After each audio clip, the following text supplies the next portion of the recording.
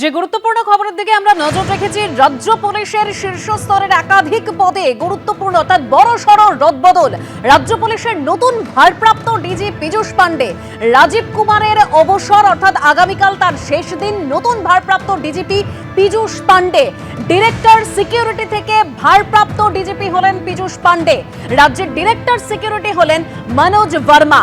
আর এই রদবদল সম্পর্কে আরো তথ্য আমরা সরাসরি জানবো। নিউজ রুম থেকে রয়েছেন আমাদের প্রতিনিধি অতনু হালদার। অতনু, হ্যাঁ দেখো, আজকে যথেষ্ট বড়সড় রদবদল একের পর এক রাজ্য পুলিশে।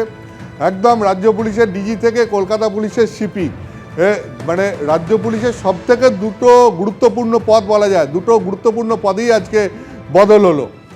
তুমি জানো যে গতকালই রাজ্য পুলিশের ডিজি রাজীব কুমারের ফেয়ারওয়েল প্যারেড হয়ে গেছে। আগামীকাল হচ্ছে গিয়ে তার কর্মজীবনের শেষ দিন এবং ইতিমধ্যেই ডিজি পদে স্থায়ী নিয়োগ যে হবে, ডিজি করা হবে কাকে, তা আইনি জটিলতায় আটকে আছে। তার কারণ এই ডিজি পদে স্থায়ীভাবে নিয়োগ করতে গেলে, 2 বছরের জন্য স্থায়ীভাবে নিয়োগ করতে গেলে এখন ইউপিএসসির অনুমোদন লাগে এবং ইউপিএসসির থেকে যে নাম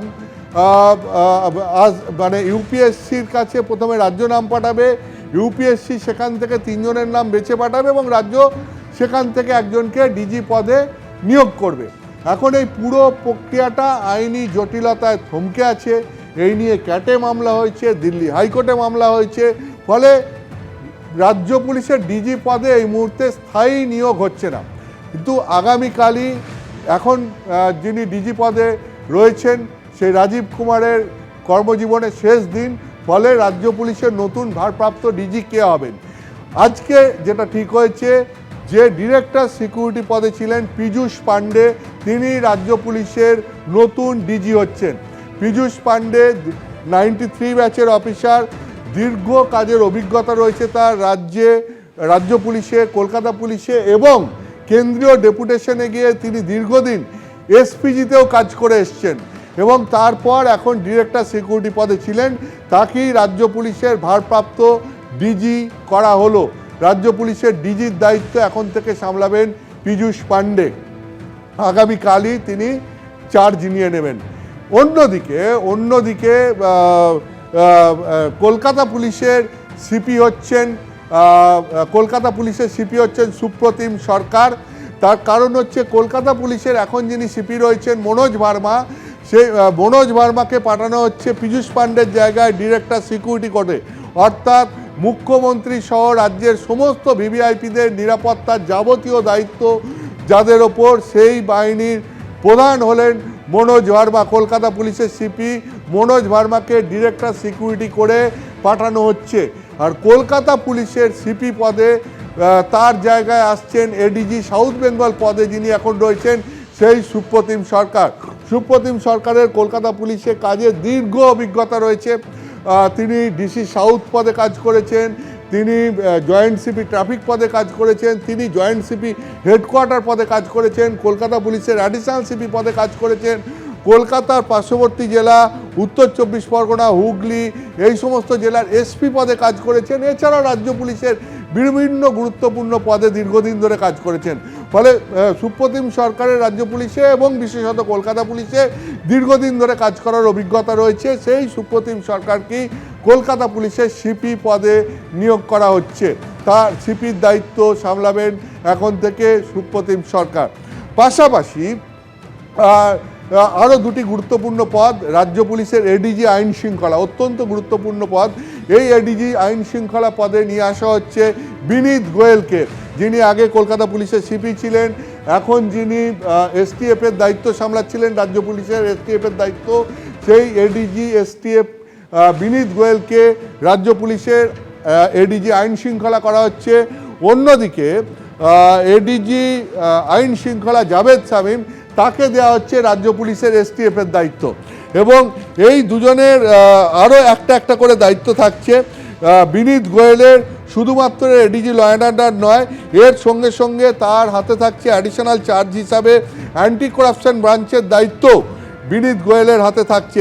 সেই এডিজি অ্যান্টি করাপশন ব্রাঞ্চ রাজ্য পুলিশের দায়িত্ব তার হাতে থাকছে। ঠিক একইভাবে এডিজি আইবি তার দায়িত্ব থাকছে জাভেদ শামীমের ওপর। অর্থাৎ জাভেদ শামীম একদিকে যেমন রাজ্য পুলিশের এসটিএফের দায়িত্ব সামলাবেন, ঠিক তেমনভাবেই আবার রাজ্য পুলিশের ইন্টেলিজেন্স ব্রাঞ্চের দায়িত্বও সামলাবেন। এদের দুজনের জন্য দুটো অ্যাডিশনাল দায়িত্বও থাকছে। এরপরে আমি তোমার কাছে আসবো যে অনুজ শর্মা যিনি রাজ্য পুলিশের আর্ম পুলিশের দায়িত্বে ছিলেন, তাকে ডিজি ফায়ার অ্যান্ড এমার্জেন্সি সার্ভিসের দায়িত্বে নিয়ে আসা হচ্ছে। অর্থাৎ দমকল বাহিনী ডিজির দায়িত্ব পাচ্ছেন অনুজ শর্মা। অন্যদিকে সিদ্ধিনাথ গুপ্তা, তাকে দায়িত্ব দেওয়া হচ্ছে কারা বিভাগের ডিজি, অর্থাৎ ডিজি কারেকশনাল সার্ভিসেস, কারা দপ্তরের বা কারা বিভাগের ডিজির দায়িত্ব দেওয়া হচ্ছে সিদ্ধিনাথ গুপ্তাকে। সিদ্ধিনাথ গুপ্তা এখন তিনি ছিলেন রাজ্য পুলিশের আইবির ডিজি পদে। এবং এই একই সঙ্গে যেটা আমরা আরও দেখতে পাচ্ছি সেটা হচ্ছে কয়েকটা কমিশনারেটের সিপি পদে গুরুত্বপূর্ণ বদল হয়েছে। যেমন প্রবীণ কুমার ত্রিপাঠী, তিনি হাওড়ার সিপি ছিলেন, তাকে ব্যারাকপুরের সিপি করা হচ্ছে। মুরলীধর, তিনি ব্যারাকপুরের সিপি ছিলেন, তাকে বিধাননগরের সিপি করা হচ্ছে। অমিত জাবালগি, যিনি চন্দননগরের সিপি ছিলেন, তাকে বর্ধমান রেঞ্জের দায়িত্ব দেওয়া হচ্ছে। মুকেশ, যিনি বিধাননগরের সিপি ছিলেন, তাকে মুর্শিদাবাদ এবং জঙ্গিপুর রেঞ্জের দায়িত্ব দেওয়া হচ্ছে। আকাশ মাগারিয়াকে, সেখানে তিনি এখন ডিআইজি প্রেসিডেন্সি রেঞ্জ ছিলেন, তাকে হাওড়া সিপির দায়িত্ব দেওয়া হচ্ছে। আর ভাস্কর মুখার্জি, যিনি বারাসত রেঞ্জের ডিআইজি পদে ছিলেন, তাকে ডিআইজি প্রেসিডেন্সি রেঞ্জ করা হচ্ছে আকাশ মাগারিয়ার জায়গায়। কোটেশ্বর রাও, যিনি সুন্দরবন পুলিশ ডিস্ট্রিক্টের এসপি ছিলেন, তাকে চন্দননগর পুলিশ কমিশনারেটের কমিশনারের দায়িত্ব দেওয়া হচ্ছে। এবং এসপি র্যাঙ্কি, তাকে কমিশনারের দায়িত্ব দেওয়া হচ্ছে। তো এই প্রত্যেকটা পদে গুরুত্বপূর্ণ অনেকগুলো দায়িত্ব এদিনকে রদবদল করা হয়েছে, দায়িত্ব মানে গুরুত্বপূর্ণ পদে।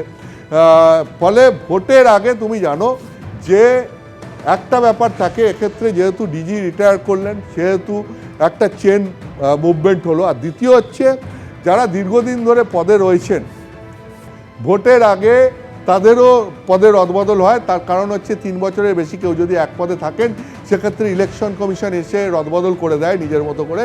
ফলে তার আগেই রাজ্য নিজের মতো করে রদবদল করে নিল। এবং ভোটের আগে এরকম বহু পদের রদবদল হয়েছে। আজকে শুধু এই আইপিএস পদের রদবদল হয়েছে এরকম নয়, কলকাতা পুলিশের বহু ওসি পদেও আজকে রদবদল হয়েছে। ফলে রাজ্য পুলিশের একদম ওসি থেকে তুমি বলতে পারো সিপি ডিজি পদ পর্যন্ত বিভিন্ন গুরুত্বপূর্ণ পদে ভোটের আগে রদবদল হলো।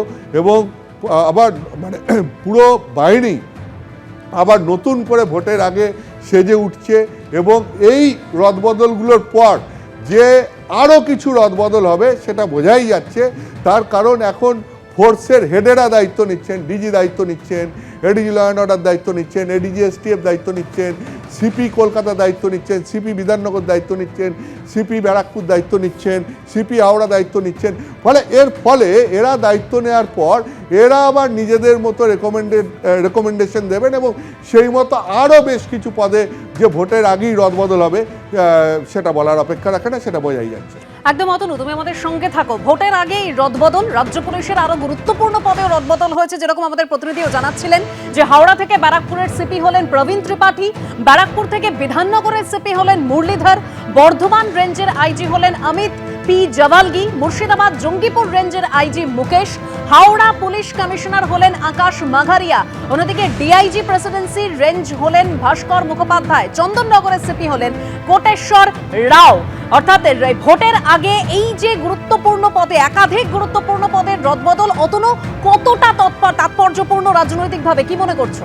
দেখো, রাজনৈতিকভাবে তাৎপর্যপূর্ণ বলতে তোমাকে আমি যেটা বলি যে এক্ষেত্রে ভোটের আগে মানে বাহিনীর শীর্ষ পদে পরিবর্তন হচ্ছে। ফলে এর বিভিন্ন তাৎপর্য আছে।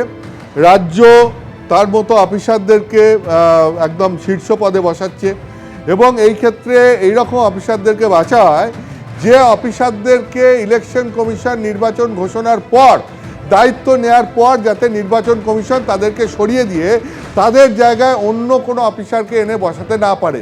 ঠিক এইভাবে এই সমস্ত ক্ষেত্রে অফিসার পদে অফিসারদেরকে বাছা হয়।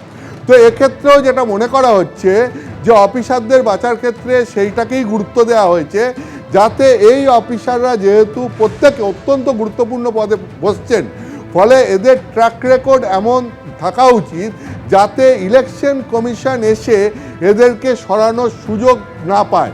যেন রাজ্য পছন্দ মতো যে অফিসারদেরকে বসিয়েছে বিভিন্ন গুরুত্বপূর্ণ পদে, যাতে এরাই তাদের পদে বহাল থাকতে পারেন, সেই জন্য সেই রকম অফিসারদের ট্র্যাক রেকর্ড বিচার করে অফিসারদেরকে দায়িত্ব দেওয়া হয়, যাতে এই অফিসারদেরকে নিয়ে অভিযোগ কম ওঠে এবং নির্বাচন কমিশন এদেরকে সরাতে না পারে। এই ক্ষেত্রেও সেটাকেই গুরুত্ব দেওয়া হয়েছে বলে প্রশাসনিক সূত্রে জানা যাচ্ছে। ধন্যবাদ অতনু।